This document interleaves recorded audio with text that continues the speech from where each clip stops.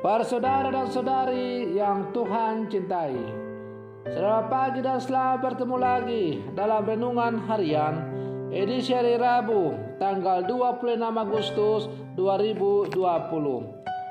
Mengawali hari yang baru ini, kita hendak mendengar dan merenungkan sabda Tuhan. Marilah sebelum kita mendengar dan merenungkan sabda Tuhan, kita berdoa. Dalam nama Bapa dan Putra dan Roh Kudus. Amin. Allah Bapa Maha Kudus, berkenanlah membakar semua surat yang memberi kesaksian melawan kami. Bebaskanlah kami dari segala kejahatan dan ajarilah kami mengabdi Engkau dengan jujur. Bersabdalah ya Tuhan, kami siap untuk mendengarkan.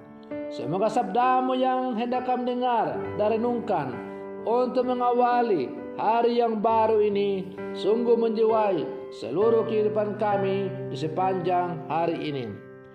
Terpujilah Engkau Bapa, Putra dan Roh Kudus, kini dan sepanjang segala masa.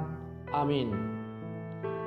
Para saudara dan saudari yang Tuhan cintai, sabda Tuhan yang hendak kita dengar dan renungkan untuk mengawali hari yang baru ini diambil dari Injil Matius pasal 23 ayat 27 sampai 32.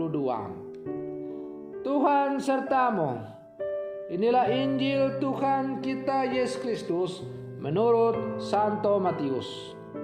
Pada waktu itu Yesus bersabda, "Celakalah kalian, hai ahli-ahli Taurat dan orang-orang Farisi. Hai kalian orang-orang munafik, sebab kalian itu seperti kuburan yang dilabur putih. Sebelah luarnya memang tampak bersih, tetapi sebelah dalamnya penuh tulang belulang dan pelbagai jenis kotoran. Demikianlah pula kalian. Dari sebelah luar tampaknya benar, tetapi sebelah dalam penuh dengan kemunafikan dan kedurjanaan. Celakalah kalian, hai ahli-ahli Taurat dan orang-orang Farisi. Hai kalian orang-orang munafik, kalian membangun makam bagi nabi-nabi dan memerintah tugu peringatan bagi orang-orang saleh. Dan sementara itu kalian berkata, seandainya kami hidup pada zaman nenek moyang kita, tentulah kami tidak ikut membunuh para nabi. Tetapi dengan demikian kalian bersaksi melawan dirimu sendiri bahwa kalian keturunan pembunuh nabi-nabi itu. Jadi penuhilah takaran para leluhurmu." Demikianlah Injil Tuhan. Para saudara dan saudari yang Tuhan cintai, sabda celaka Yesus yang diucapkan oleh Yesus pada hari ini disampaikan kepada ahli-ahli Taurat dan orang-orang Farisi karena lebarlah kesenjangan antara penampilan lahiriah dan kenyataan batinia mereka.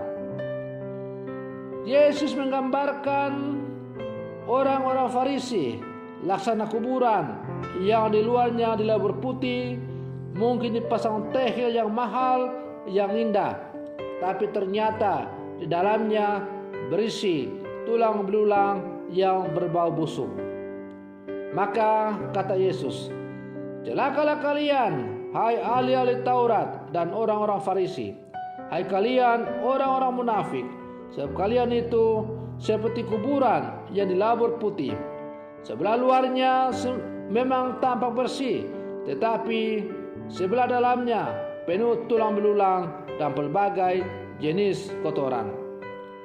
Para saudara dan saudari yang Tuhan cintai, bila mana kita renungkan sabda Tuhan ini, maka rasa-rasanya sabda Tuhan ini sungguh keras untuk kita dengar.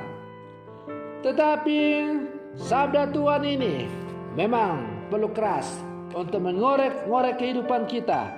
Apakah kita sungguh-sungguh telah hidup sesuai dengan apa yang diajarkan oleh Tuhan?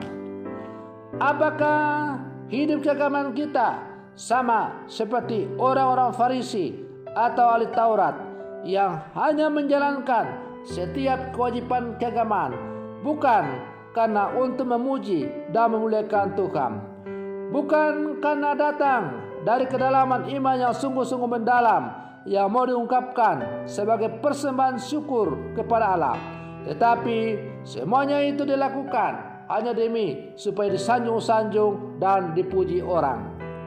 Segala kewajiban keagamaan dilakukan supaya dilihat dan disanjung orang bahwa mereka adalah orang-orang saleh, orang suci, tetapi ternyata dalam hatinya penuh dengan kemunafikan. Para saudara dan saudari yang Tuhan cintai, mungkin kita yang hidup di zaman sekarang ini bertanya dalam hati kita masing-masing, siapakah orang-orang Farisi, ahli Taurat itu di zaman sekarang? Para ahli Taurat dan orang-orang Farisi yang hidup di zaman sekarang ini adalah diri kita masing-masing. Anda dan saya dapat menjadi orang-orang Farisi maupun ahli Taurat. Artinya, kita mengetahui banyak tentang ajaran-ajaran iman kita sebagai orang-orang Katolik. Kita rajin mengikuti berbagai kegiatan-kegiatan gerejani seperti misa pada hari Minggu, doa kombas, membaca sabda Tuhan, terlibat dalam berbagai kegiatan-kegiatan gereja yang lain di kombas maupun di mana kita berada. Tetapi perlu kita bertanya pada diri kita masing-masing, apakah yang saya lakukan itu memang datang dari kedalaman iman saya sebagai orang Katolik yang kemudian terungkap keluar sebagai ungkapan iman kepada Allah, ataukah semuanya itu saya lakukan supaya disanjung dan dipuji-puji orang? Apakah kewajiban agama kita sebagai orang Katolik kita lakukan dengan pamrih, ataukah kita lakukan dengan penuh ketulusan ikhlas? Para saudara dan saudari yang Tuhan cintai, pada akhirnya buah yang kita hasilkan itulah yang akan menentukan apakah hidup keagamaan kita memang sungguh-sungguh adalah hidup keagamaan sejati ataukah hidup keagamaan yang palsu. Dari buahnya lah orang akan melihat apakah kita ini sungguh-sungguh orang beriman yang sejati.